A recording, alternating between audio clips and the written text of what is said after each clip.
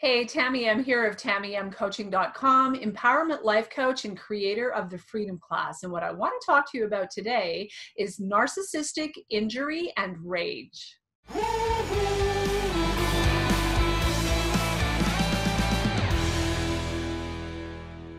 Now, before I begin this video, I just want to quickly announce that we have a few spots available in the calendar this week for the free one-to-one consult with myself and my team for the Freedom Class program. So if that's of interest to you, be sure to stick around till the end of the video for the announcement on how to enroll and register for that free consult. And with that, let's get started. So let's talk about narcissistic injury and rage.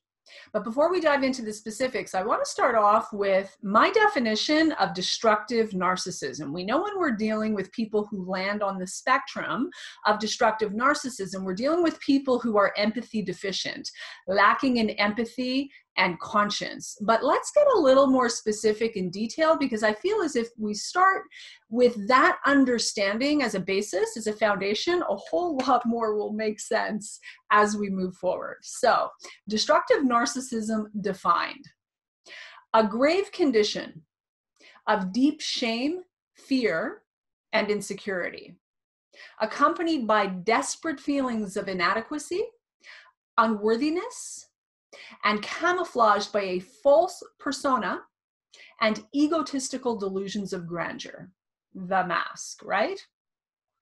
Whilst projecting the disowned shadow self, the 95% that is subconscious and deeply buried, the disowned shadow self. So projecting the disowned shadow self onto the nearest, highly empathic, and more often than not, vulnerable target, while exhibiting little to no empathy, compassion, or conscience around the effects, the consequences, the effects of their appalling attitudes and behavior on another. So that is destructive narcissism as I define it. And I think a really good foundation to start off with, because when we understand that that is really what's going on behind the mask, right? In spite of all appearances to the contrary, some of these folks are very high functioning, in particular in certain areas of their lives, right? They've spent decades making it all look real good on the outside, and they are master manipulators and incredibly adept at putting on a performance. So they have a lot of people fooled. But make no mistake, this is what's going on underneath the surface, behind the mask. So when we understand that this is where they're coming from, how easily they are slighted, how easy it is for us to even accidentally inflict narcissistic injury, and then as a result, deal with the ensuing rage that comes our way, how easy all of that is to happen, again, even accidentally, even innocently, makes a whole lot more sense. Things start to add up. First and foremost, we have to understand, to the best of our ability, where they're coming from. This is where they're coming from. Deep-seated fear, shame, insecurity. Even if that is deeply buried, deep, deep, deep in their subconscious. So deeply buried, they are fully not consciously aware of it, disconnected from it, and are projecting that onto their nearest target. That is the first thing that we have to understand when we're looking to have a deeper understanding of what the hell narcissistic injury and narcissistic rage are. A good way to look at this particular subject is, imagine, if you will, someone who has been severely burned. They are a burn victim. Their skin from head to toe is really one big gaping wound, as they have yet to heal. There's no scar tissue. They are a severely wounded burn victim. For that individual, just going outside and feeling the slightest breeze will cause them to wince in terrible pain, right? As compared to someone who is not severely wounded, is not injured, and has healthy skin. They can tolerate, someone with healthy skin can tolerate the slightest breeze or even a big windstorm, and it's not going to be terribly painful for them. In fact, they're not likely to even notice it, right? Well, this is another good thing to keep in mind when we're talking about folks who land on the spectrum of destructive narcissism. I can tell you without question, in my experience, both personally and professionally, that these folks go through life like a burn victim. In spite of appearances to the contrary, they're very good at projecting a false persona. They're very good at coming across as being a whole bunch of things that the closer you get, the more you get to know them, the more you realize that was an act. The mask will slip. And what is really behind the mask is a severely wounded, traumatized, akin to being a burn victim. And the slightest anything is enough to cause them to wince and react, typically quite disproportionately as compared to what's actually going on, right? So that's how these folks go through life, which is why it is so easy to accidentally inflict narcissistic injury. Anything that threatens to expose any insecurities, any falsehoods, any shortcomings, any perceived inadequacies, any dirty little secrets, any lies, any distortions, anything that threatens to expose the truth of who and what they are or have been up to, as opposed to the false, phony mask that they are working so hard to project to you, others, the world in general. Anything at all that brushes up against that, even innocently, like the slightest breeze, is enough to inflict narcissistic injury. And ultimately, often in short order, especially if there are no witnesses around, you find yourself on the receiving end of narcissistic rage, a disproportionate reaction, negative reaction to what has gone on, right? Understanding that these folks really carry an awful lot of unresolved trauma, wounding, and therefore anger, fury, and rage right under the surface. It's right under the surface. Don't be fooled by the phony mask and the fake persona and how incredibly charming they may appear to be. Or with a more covert narcissist, how very timid and shy and reserved they may appear to be. All of that is a performance. Right under the surface of that performance is an awful lot of unresolved anger, fury, and rage. And it doesn't take much to bump up against that. It doesn't take much to bump up against their overinflated, sense of self-importance, their egotistical delusions of grandeur. It really doesn't take much at all to be that slightest breeze that causes them to wince in pain and then retaliate. And retaliate they will. Make no mistake, retaliate they will. If they feel slighted, insulted, offended in any way, even by the most innocent of comments, actions, non-action, you could be in a situation where you're merely trying to be helpful. You're merely trying to make a recommendation. You're merely trying to make a suggestion. You're merely trying to set the record straight. If they perceive that you are not fully aligned with them in their perception, which in my experience is often very distorted, if they perceive that you are in any way, shape, or form in disagreement with them. You're not backing them up in their false, negative, toxic narrative about someone else. You're not aligned with them in their, victim story. You're not buying the BS that they're trying to sell you and others. You, my friend, will, without question, have inflicted narcissistic injury, and you will pay one way or another, either overtly or covertly. They will get back at you.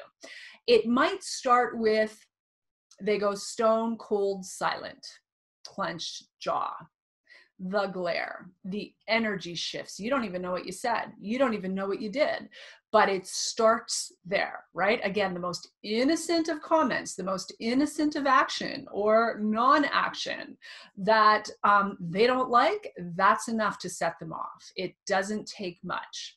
So again, it might start with stone cold silence, clenched jaw, the energy shifts, there's a glare, suddenly you're being treated with the silent treatment or very close to it. And sooner or later, right there, in particular, again, if there's no witnesses, you're likely to be on the receiving end of a full-blown rage attack. If there are witnesses and they can't lash out immediately for fear of exposing their true self, it's going to come. It's going to happen. Make no mistake. It might be when you get home. It might be behind your back. One way or another, they are going to punish you. How dare you is what's going on inside of their mind. How dare you? Don't you know who I think I am? Fully is what you're dealing with. So it's pretty clear that these folks literally go through life looking for opportunities to be offended, looking for opportunities to be insulted, looking for reasons to play the one-upmanship game. They're superior, you're so inferior, and therefore they're justified in their irrational sense of entitlement to treat you with contempt, with disdain. And then if you're not a willing, cooperative participant in all of their nonsense, then, lo and behold, narcissistic injury and narcissistic rage ensue, right? You inflict narcissistic injury, like I said, the moment you're not in alignment with them, in agreement with them, participating in their delusions, participating in their distortions, propping them up in their lies and their deception, going along with all the nonsense. And you could be very easily oblivious to all of that, depending on the situation and who you're dealing with. So all of a sudden you've got this raging individual or this highly contemptuous individual, lashing out at you even passive aggressively, right? And you're like, no clue as to what the hell's gone on, because it's also crazy making and nonsensical and disproportionate once again, right? So understanding that we're dealing with a person who's going through life like a burn victim, recognizing that it isn't personal, no matter how personal it feels, depending on the nature of the relationship, the reality is their pathology, what's going on with them, has everything to do with them and little to nothing to do with you. In fact, I'm going to venture to say nothing to do with you. It's not personal, even though it can feel deeply personal. When we're under attack from these folks, they know exactly where to go to inflict massive pain, right? To get maximum reaction, right? So it can feel personal, but when you understand, when you take a step back and breathe for a moment and collect yourself, you start to realize that their pathology actually has nothing to do with you. Nothing to do with you. You're not responsible for it, and it certainly isn't your fault. That they are coming from this place is not your responsibility, and it's not your fault. As they would say in Al-Anon, 12-step program for folks who have unfortunately had to deal with the effects of growing up in an alcoholic home, right? There's a 12-step fellowship out there called Al-Anon, very powerful program. And they say it quite clear and succinct. You didn't cause it, you can't control it, and you can't cure it.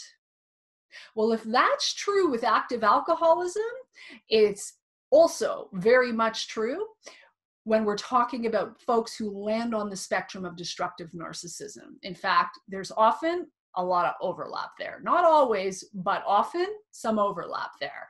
Active alcoholics, active addicts are highly narcissistic people.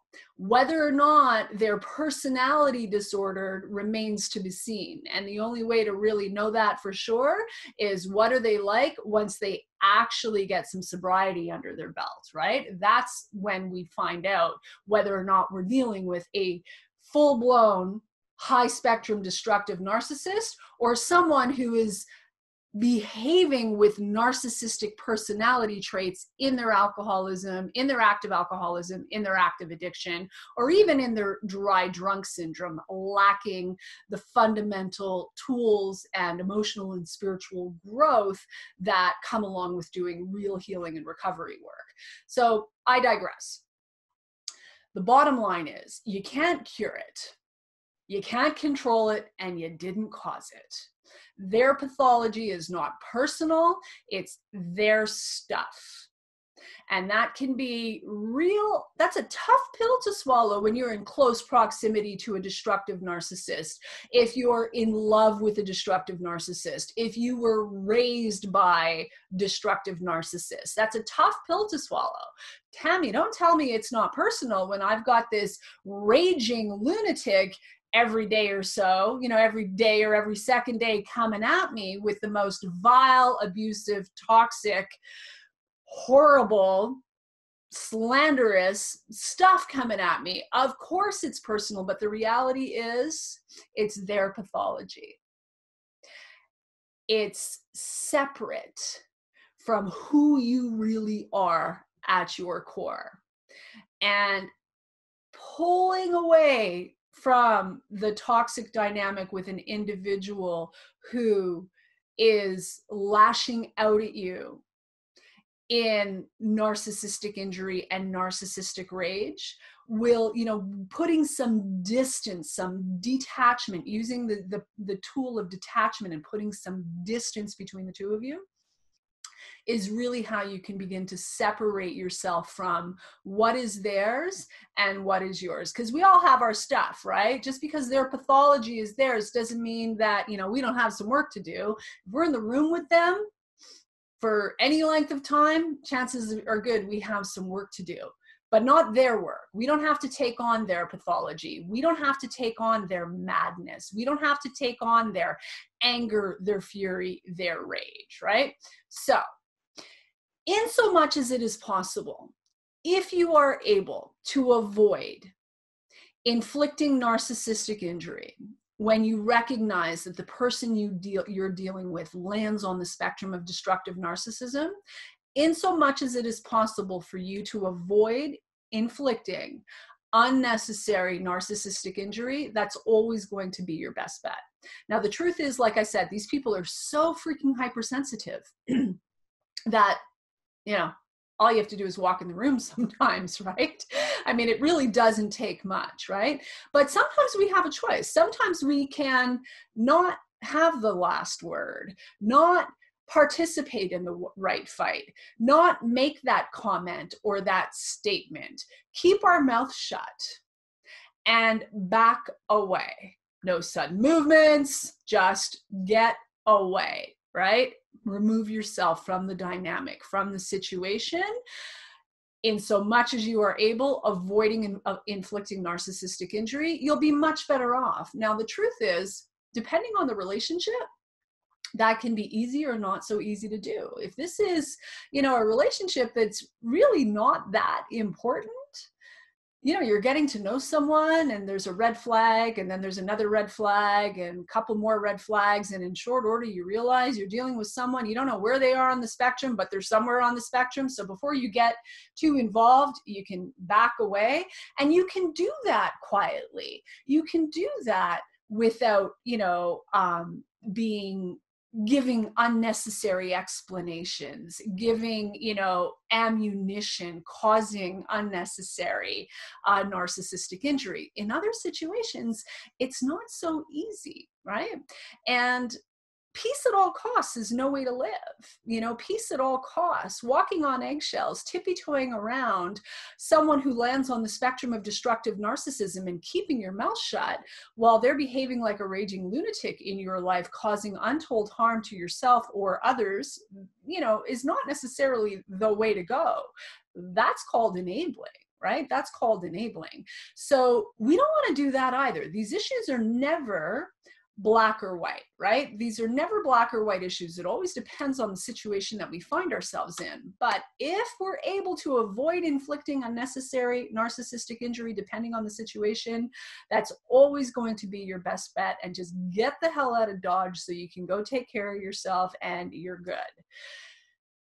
Other times, avoiding inflicting narcissistic injury is enabling behavior, going for the peace at all costs. I'm just going to keep my mouth shut. I'm not going to rock the boat. I'm not going to ruffle any feathers. And I call that selling your soul to the devil. That's what I call selling your soul to the devil. And we don't want to be doing that. We don't want to be selling our soul to the devil of narcissistic abuse. That's not going to work either. Short term, to stay safe, and to sidestep unnecessary chaos, drama, pain, trauma, all of it, maybe, depending on the situation. Long term, not an option. Long term, there are other solutions that will be a whole lot healthier for you, that typically involve, you know, if you can't go no contact entirely, then at least low contact and gray rock, so that you're not feeding the monster of narcissistic abuse, right? So it's tricky. You know, it always depends on the situation. The bottom line is, in so much as you are able, if you can avoid inflicting unnecessary narcissistic injury and therefore dealing with the ensuing rage that follows, you're better off. If you can't, do what you need to do to take care of you. Whether that's in the moment, short term right here, or making a plan to get out, to remove myself, to extricate myself from this situation. Nobody deserves to be on the receiving end of narcissistic abuse, short or long term.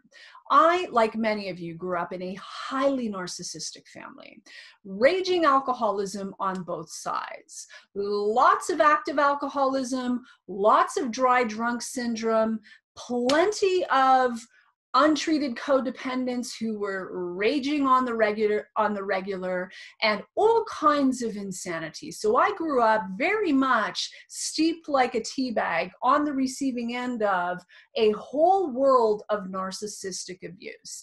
And it can take many years, if not decades, if not the better part of your adult life, to heal from narcissistic rage. So the price that we pay for perpetual, continuous, consistent, long-term exposure to a high-spectrum destructive narcissist who is easily slighted, anything will do in terms of their getting offended, insulted, and therefore feeling justified in lashing out one way or another, retaliating, punishing one way or another. The price we pay for that is huge. Enormous, incalculable, in fact. So removing yourself from that dynamic, whether that's right away or you're making a plan to get the hell out and stay the hell out, always going to be your best bet. always going to be your best bet. My friends, I hope you got some value out of this today. If you liked what you heard, don't forget to like, comment, give it a share if you think anybody would benefit from it. And if you're new to the channel, remember to subscribe and hit that bell to be notified when I post new videos throughout the week. And like I said at the top of the video, we have a few spots available in the calendar this week for the free one-to-one consult with myself or a member of my team for the Freedom Class program to see if we'd be a good fit for working together. So if that's of interest to you, be sure to check out the link in the description below where you can apply to see if you qualify for a free one-on-one consultation. And with that, I will call it a wrap. As always, I'm going to leave you with this. Know your value. Know your value and unlock your freedom. Much love. Bye for now.